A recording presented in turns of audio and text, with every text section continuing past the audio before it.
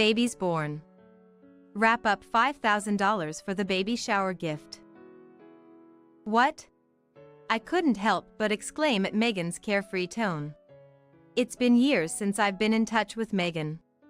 After all that had happened. And yet, she wants me to celebrate. When I told Brian Clarkson, my husband, about this, he surprisingly suggested, "Let's both go and give a baby shower gift." Unbelievable. But it seemed Brian had his reasons. Together, we decided to visit Megan's home. Facing Megan after such a long time, we congratulated her with smiles. "Congratulations on the baby, Megan. This is our baby shower gift to you." Brian handed Megan a piece of paper with a smile. The moment she saw it, Megan's complexion changed. "What is this?"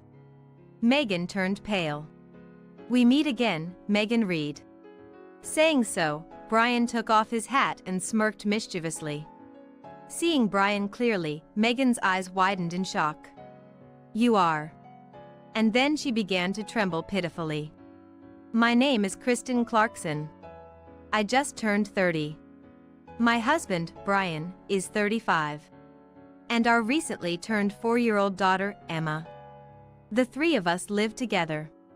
Our days are ordinary and peaceful, but the journey here was anything but smooth. Actually, this is my second marriage. My first marriage dates back about 5 years. Emma is the child of my ex-husband, James Owen. James is also remarried to my own sister, Megan. Megan is 1 year younger than me, at 29.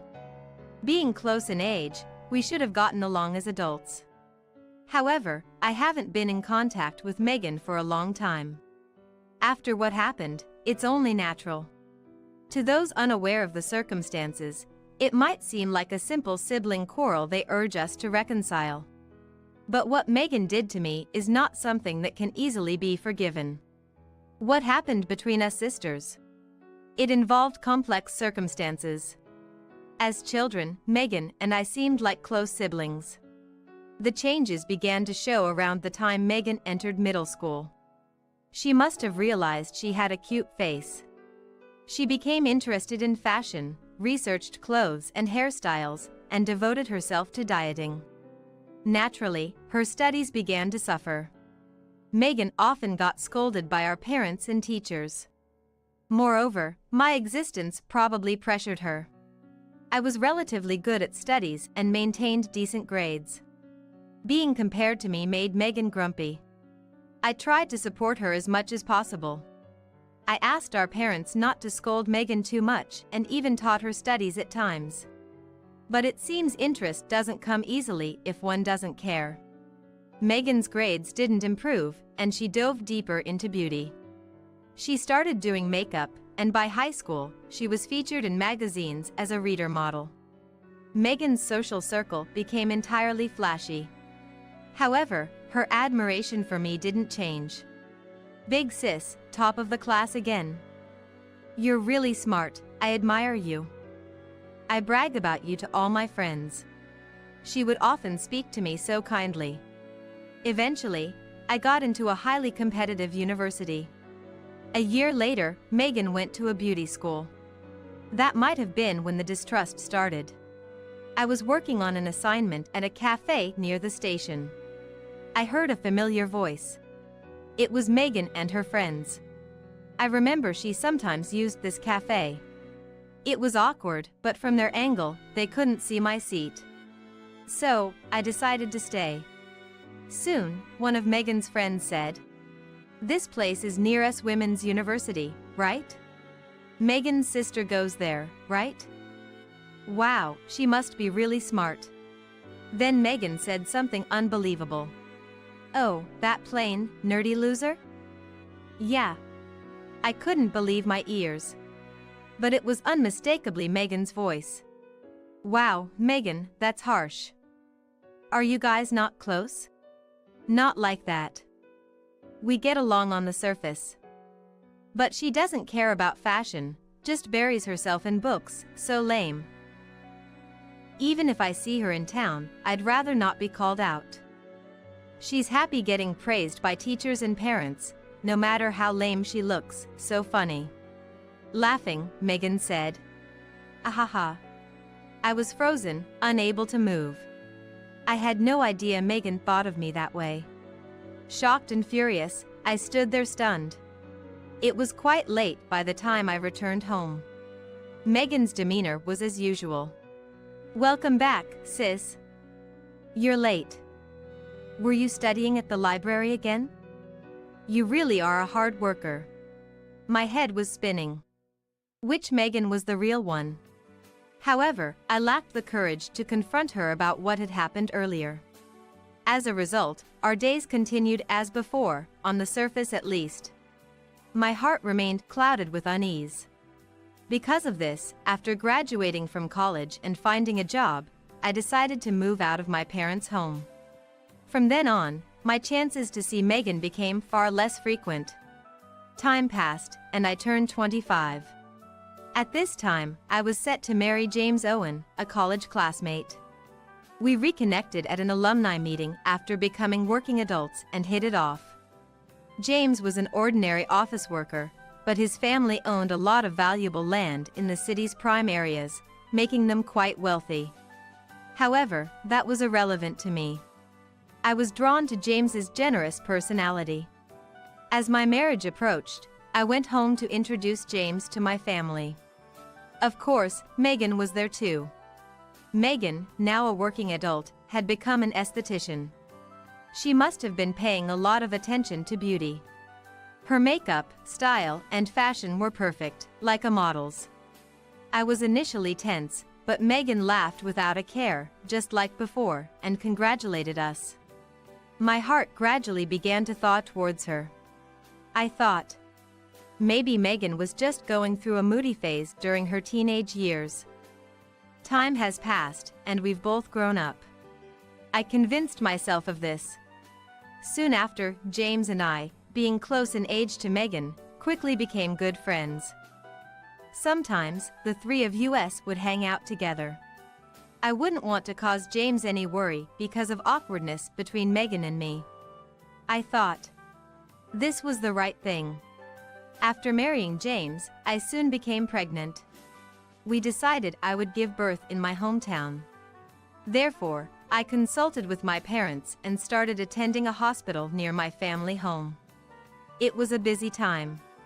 Severe morning sickness meant I had to be hospitalized for a while. My parents visited me, but I rarely saw James or Megan. I was too ill to worry about what was happening around me. Looking back, I wish I had paid more attention. If I had, perhaps I would have noticed. Eventually, I went into labor. A healthy baby girl was born, whom we named Emma. However, my health didn't recover for a while, so I had to recuperate at my parents' house for some time. James, busy with work, couldn't visit and we only communicated through emails and phone calls. Gradually, my health improved. I was finally able to return to the home where James was waiting.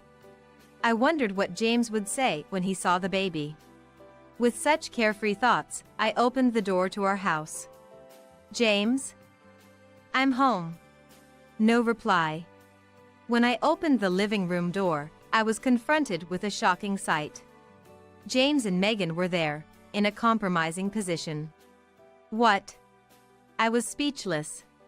James hurried to get dressed, but Megan, in contrast, seemed oddly calm. What is going on? Well, Kristen. This is a misunderstanding. Welcome back, sis. Megan Reed chuckled lightly. This isn't a welcome back. Explain yourself. Isn't it obvious? This is the kind of relationship we have. Megan, unabashedly wrapping her arm around James's, made my head spin. What was Megan talking about? Resigned, James apologized. I'm sorry. What do you mean by that? I can't believe this. It's unbelievable, both of you. Emma and I are right here, this is just wrong. Overwhelmed and confused, I stormed out of the house. With nowhere else to go, I reluctantly took Emma back to my parents' house. While I was explaining the situation to my parents, my phone rang. It was James. "I'm sorry for startling you earlier, Kristen. But I've realized my feelings for Megan. I want a divorce." "What are you talking about?" "Emma is your daughter too. I'll pay child support for Emma." "So? I have no idea what you're talking about." I was utterly bewildered by the conversation. Why had James developed a relationship with Megan? James had thought Megan was cute from the moment he first saw her. However, considering she was his wife's sister, he tried to keep their relationship platonic. Unfortunately, their relationship deepened while I was hospitalized due to severe morning sickness. Megan claimed she had always been belittled by me, crying that she had been called stupid by me all her life. I knew I had never said such harsh words. Clearly, Megan was lying. Yet, James had taken her words to heart, influenced also by his own insecurities. James had gotten into a prestigious university through a donation from his wealthy family, essentially a backdoor entry. He felt inferior to me, who had earned my place through the standard admission process.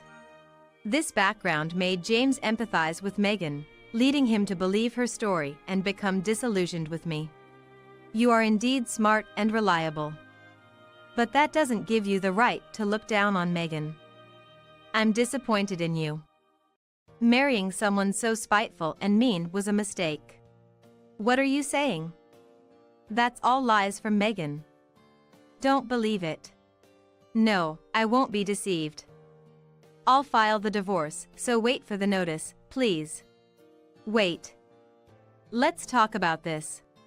But the call ended abruptly. I was left in disbelief. How could James believe such lies? I was dumbfounded. A few days later, after experiencing too much shock, I fell ill with a fever. My parents comforted me and took care of Emma. Feeling helpless, I knew I had to recover quickly to deal with the situation. That's when Megan showed up at her parents' house. "Oh, sis. You're here." As if nothing was amiss, Megan's calm demeanor made me blood boil. "What are you saying? What do you mean by this, Megan? Lying and deceiving James?" I yelled. Hearing the commotion, my parents came rushing in to try and stop us. However, we did not stop. "You know, I've always hated you, sis." Megan spoke with a tone lower and slower than usual. "I couldn't stand it. Just because you were good at studying, you received all the expectations and love from everyone around you. That's why. I wanted to take away something important from you." The house fell silent upon hearing Megan's confession. I couldn't believe Megan had harbored such thoughts. Also, it's a good thing I put so much effort into beauty. James is just a regular guy, after all. He fell for it so easily. Megan said this with a smile. I was speechless. So, the Megan I saw at the cafe was her true self after all. What had I been looking at all this time? The real Megan hated me so much. I had only seen a Megan who admired me. A convenient illusion. Ignoring my stunned state, Megan grabbed her things and tried to leave. James' house is so drab with your nerdy interior, it's not to my taste at all. I'll be changing it from now on. Apparently, she planned to stay at James' house. Ignoring our parents' scolding, Megan briskly walked out. I felt dizzy and collapsed in the hallway. Then, my daughter, Emma, who was sleeping in the back room, started crying. I needed to go and soothe her, but I couldn't move. Supported by my parents, I finally managed to stand up. I don't remember much after that. I just didn't want to see Megan and James's faces. After discussing with my parents, we concluded that divorce was the only option. I cried, not for myself, but for Emma. Even in such a situation, James didn't care about Emma at all. What a terrible father. But, thinking about it, maybe it's better not to have such a father around. That was one of the reasons I decided to go through with the divorce. I quickly went to the court and signed the divorce papers that were sent to me. And just like that, my first marriage ended unceremoniously. Fortunately, my parents stood by me. They sternly told Megan, "Don't ever come back home." Thanks to that, I never had to meet Megan again. Gradually, I regained my composure. Megan and James seemed to have gotten married, but I no longer cared. My focus was on living my life with Emma. Time passed. Luckily, my workplace was within commuting distance from my parents' house, so I didn't need to change jobs. I devoted myself to work. The child support was paid without delay, but as a single mother, I needed to save as much money as possible. I was a bit anxious. Seeing me like this, perhaps my friends were worried. One day, a friend offered to introduce me to a man she knew. I hesitated at first, but she said he was a sincere person, so I agreed to meet him. His name was Brian Clarkson. He was 5 years older than me, tall and well-built. Contrary to my initial fear of him being intimidating, he turned out to be quite serious and kind. He had been so focused on his work that he hadn't had much time for relationships. We were naturally drawn to each other.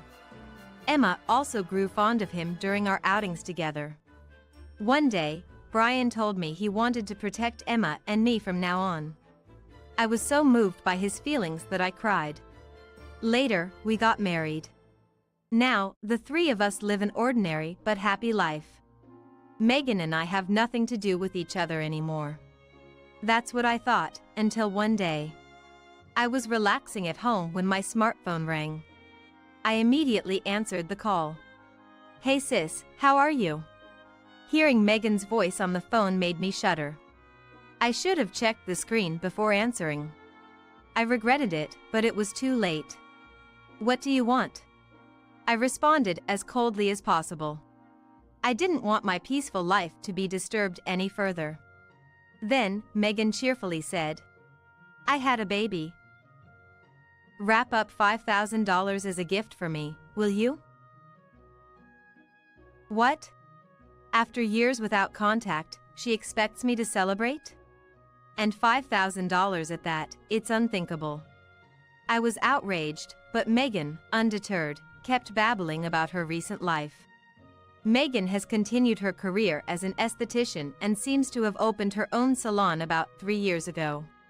She managed to borrow the land and building for her shop from James' parents, securing a prime location.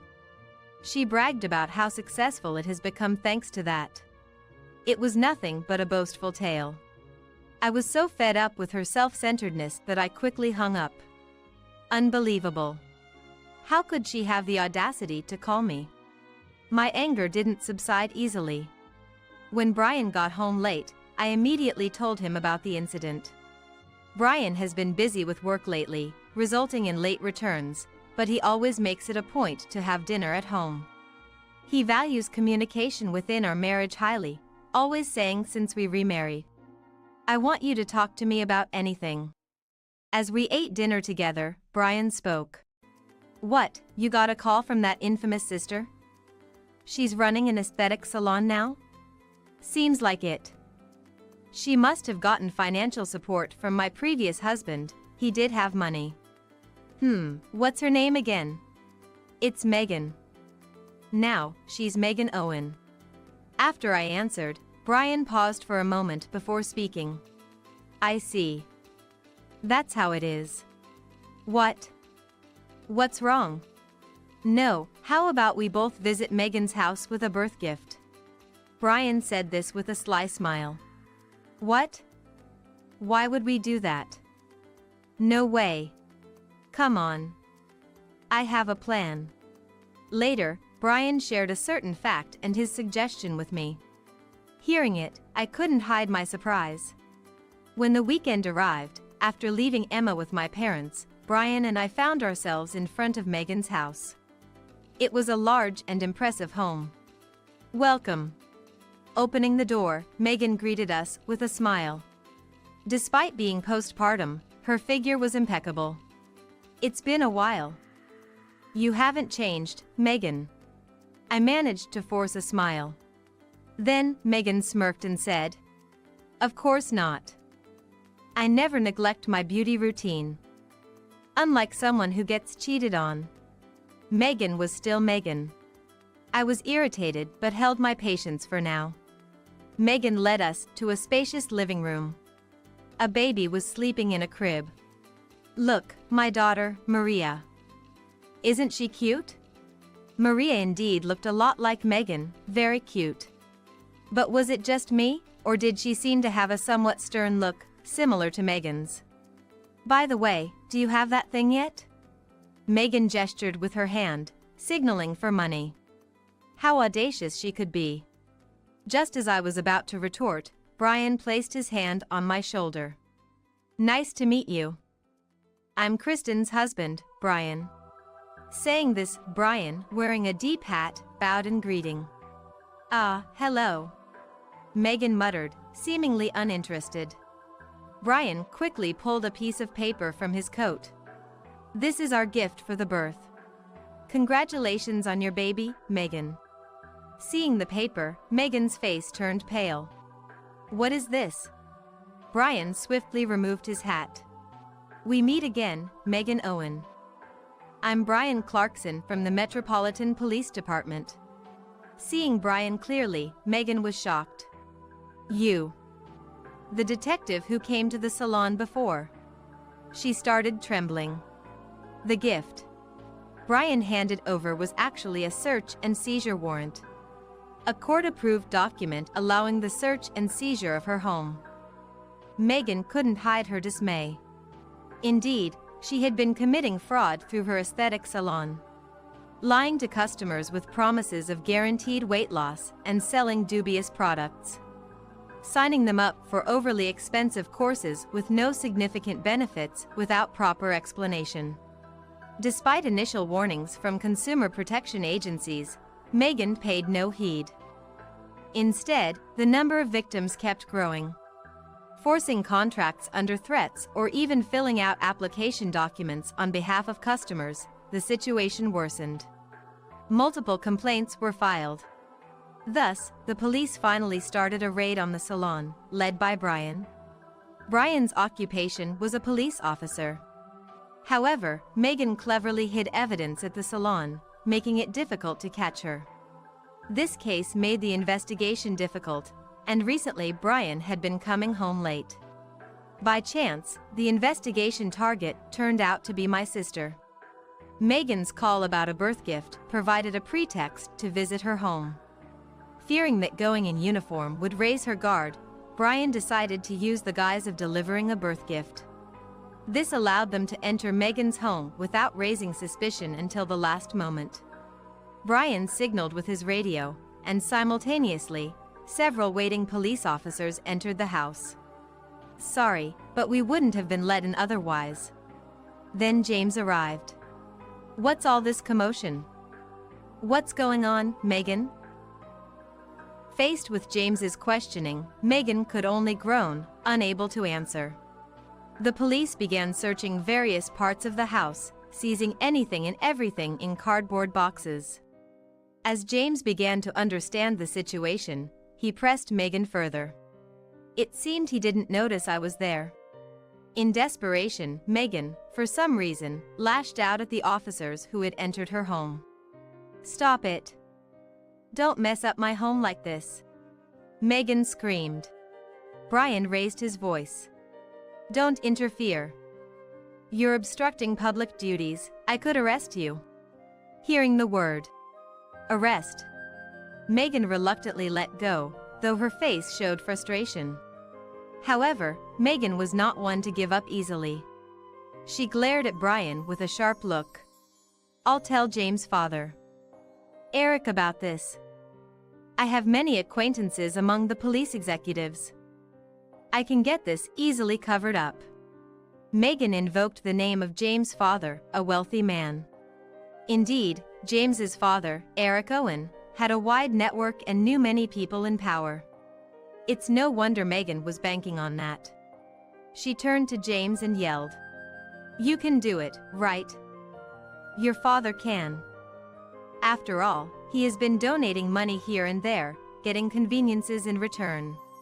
Hey, what are you saying in front of the police? James panicked.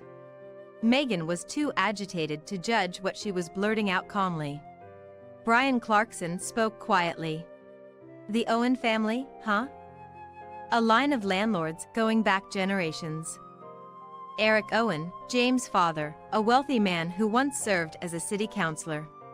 So what? What does that have to do with anything? He has already been indicted on charges of bribery in a corruption case. Currently, he's under custody. What? What? My father.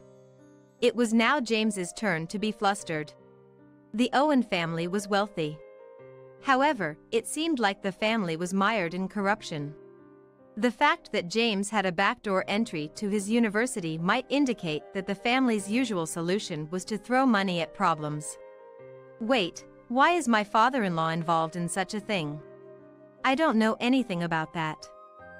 More importantly, Megan, were you committing fraud at your salon? Shut up, that's not the issue right now. James and Megan started to argue bitterly. Amidst this, I quietly approached Megan. Why don't you just give up? It's unseemly. What did you say? You lied again. For years ago, you slandered me to James, trampling on my heart. Now, you're deceiving your clients for your own gain. No matter how beautiful you are on the outside, your heart is ugly, the worst kind of person. What? Just as Megan was about to retort, a voice came from the back room. We've found a business computer. Damn. That computer likely contained the evidence. Megan bit her lip in frustration. Megan Reed. Let's hear the details at the police station. Shall we go? Megan, looking defeated, hung her head. She seemed to have lost the will to resist. At the station, Megan initially denied the fraud charges. However, upon analyzing the data on the computer, evidence was found. Megan was arrested. Her charges included fraud, coercion, and forgery of private documents, among others. Megan's beauty salon, opened about 3 years ago, was apparently in the red from the start. The aggressive product pitching was a desperate attempt to secure any sales. However, she didn't want anyone to know about the dire financial situation. Presumably, she had no choice but to claim the business was flourishing. After opening it with so much fanfare. The sudden demand for $5,000 from me was likely just an attempt to cover the salon's deficits under the guise of a birth gift. The number of victims who filed complaints against Megan reached dozens. The salon plunged further into debt due to compensation claims and was closed. It went bankrupt. James and his family, who had invested the capital, were furious. Naturally, Megan was divorced. But James's family was not safe either. James's father, Eric Owen, was also arrested for bribery. The Owen family, too, was scrambling for money, and all their lands had to be sold off. James Owen, who originally worked at his father's real estate company, was ousted from the company following his father's arrest, as other executives seized control. Left with no choice, James found employment at an entirely unrelated company through his connections. However, he struggled with the demanding work and low pay of his new job, making it impossible for him to care for his children. As a result, his daughter Maria was temporarily placed in a child care facility. Reflecting on Maria's unfortunate circumstances of being born into such a family, I couldn't help but feel pity for her. Amidst the turmoil, I found myself contemplating a particular course of action. Months later, I attended Megan's trial as an observer, wanting to witness whether she showed any remorse. It felt like my final duty as her sister. However, the reality was far from my hopes. In court, Megan kept repeating, "I am not guilty." She denied all charges of fraud despite the evidence presented against her. I was just helping the customers who said they wanted to lose weight and look beautiful," she argued. Her face had dark circles, and her expression had turned frightful. Her hair was unkempt, a far cry from the beauty she once meticulously maintained. It seems that one's lifestyle eventually reflects on their face. Looking at Megan was nothing short of tragic. Reflecting on the past, it all started with her jealousy towards me. However, I never said anything malicious to her. Our parents did scold Megan initially for not studying, but they soon stopped. Megan allowed her complexes to distort her perception. She began to lie casually, and over time, those lies became her reality. Now, Megan is continuously avoiding reality, fabricating twisted facts without believing she did anything wrong. And this is the result, a pitiable Megan. Eventually, the verdict was given. Due to the severity of her actions, she was sentenced to 3 years in prison without the possibility of parole. It was expected. Yet, I couldn't help but wish for her to awaken. I hope she considers the pain caused by her lies to others, even a little, and takes time in prison to reflect on herself. Months later, on a holiday, Emma, Brian, and I were at the park, enjoying a light picnic on the grass. "Let's eat the sandwiches quickly. I want the tuna one." "Hey, Emma, save some for your dad too," Brian said, and Emma laughed joyfully. Our life had returned to its peaceful state. Reflecting on it, my family was once as peaceful as this. Going through this ordeal, I realized something. I am not perfect. I too have felt envy. Yet, rather than harming others with petty jealousy, I want to cherish feelings of compassion towards others and focus on the small joys of daily life. By doing so, I believe we can avoid being trapped by dark emotions. As Emma and Brian happily ate their sandwiches, I silently wished for these peaceful days to last